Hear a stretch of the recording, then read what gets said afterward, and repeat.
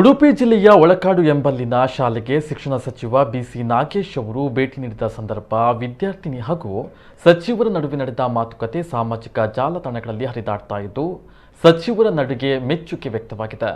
4ನೇ ತರಗತಿ ಸಂಪ್ರೀತಿ ಎಂಬ ವಿದ್ಯಾರ್ಥಿನಿ ಶಾಲೆ ಬೇಗ ಆರಂಭ ಮಾಡಿ ಎಂದು ಸಚಿವರಲ್ಲಿ ಬೇಡಿಕೆಯನ್ನು ಇಟ್ಟಿದ್ದಾಳೆ.